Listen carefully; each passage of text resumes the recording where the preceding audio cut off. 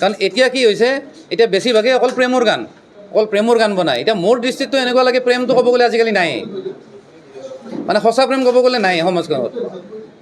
মোৰ এনেকুৱা লাগে আৰু যিহেতু মানে এজনীয়ে যদি মানে 4-5জনৰ লগত ৰিলেশ্যন কৰিব, বা এজন ল'ৰাই যদি 4-5জনীৰ লগত ছোৱালীৰ লগত যদি ৰিলেশ্যন কৰে, তো ক'ব গ'লে সঁচা প্ৰেম নায়ে। এই যিটো বস্তু সমাজত নায়ে সেইটোক লৈ গান লিখি কি কাম আছে, বা তেনেকুৱা গান বনাই কি কাম আছে। কিন্তু কথাটো হ'ল আমাৰ সমাজত সমস্যা ঢেৰ আছে, বহুত ধৰণৰ সমস্যা আছে ক'ব গ'লে। তো তেনেকুৱা সমস্যাবিলাক যদি এটা এটাকৈ যদি আৰ্টিষ্টবিলাকে যদি দাঙি ধৰে, তেতিয়া সমাজখন সলনি হ'ব বা মানুহখিনি চেঞ্জ হ'ব। বহুত ক্ষেত্ৰত দেখা পাওঁ যে চৰকাৰক গালি দি থাকে। এতিয়া চৰকাৰখন আনিছে কোনে? চৰকাৰখনতো মানুহে আনিছে, ৰাইজে আনিছে। ৰাইজ যদি চিধা হয় তেতিয়াহ'লে চব চিধা হ'ব। প্ৰথম কথাটো হ'ল মানুহখিনি আমি ভাল হ'ব লাগিব, আমি চব ফালৰ পৰা ঠিক হ'ব লাগিব। গতিকে মই আৰ্টিষ্টখিনিক এটা কথা আহ্বান জনাওঁ, যাতে আপোনালোকে এইখিনি দায়িত্ব লয়।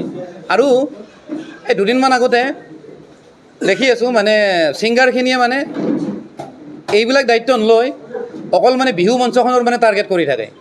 দেখিছোঁ কাৰোবাৰ কোনোবাই ইমান লাখ ল'ব, কোনোবাই সিমান লাখ ল'ব, কাৰোবাৰ কিবা কিবি এইবোৰ মানে নিউজত বজি আছে দেই, মই দেখিছোঁ।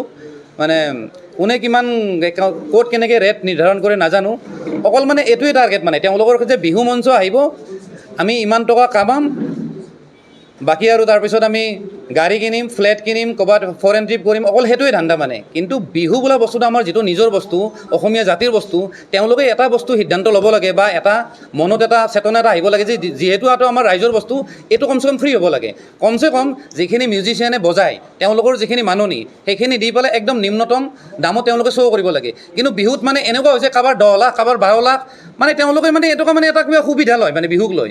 তেওঁলোকে যদি ক'ৰবাত যদি কৰ্পৰেট শ্ব' যদি কৰে, ধৰক মানে কোনোবা কোম্পানীয়ে স্পনচাৰ কৰিছে, আজিকালিতো ঢেৰ কোম্পানী আহিছে অসমত, আৰু নতুন নতুন ঢেৰ কোম্পানী আহি আছে, তেওঁলোকৰ ঢেৰ কৰ্পৰেট শ্ব' হৈ থাকে, তো তেওঁলোকেও নিশ্চয় শ্ব'বিলাক পাতি থাকে। তাতে তেওঁলোকে 20 লাখ লয়, 30 লাখ লয়, যিমান লৈ থাকক, কোনো আপত্তি নাই। কিন্তু বিহু বোলা বস্তুটোৰ কমচে কম আৰ্টিষ্টখিনিয়ে এইখিনি অকণমান চিন্তা কৰা দৰকাৰ যে আমি ৰাইজৰ পৰা ইমান টকা নলওঁ।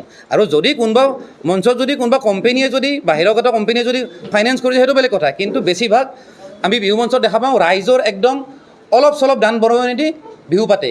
কিন্তু আৰ্টিষ্টবিলাকে সেই বস্তুটো বুজি নাপায়, মানে ইমান লাখ লাগিব, সিমান লাখ লাগিব, তাৰপিছত ক'ৰ পৰা পইচা উঠাব? আৰু চৰকাৰেতো কিমান 1.5 লাখ নে কিমান দিয়ে, মই একজেক্টলি এমাউণ্টটো নাজানো।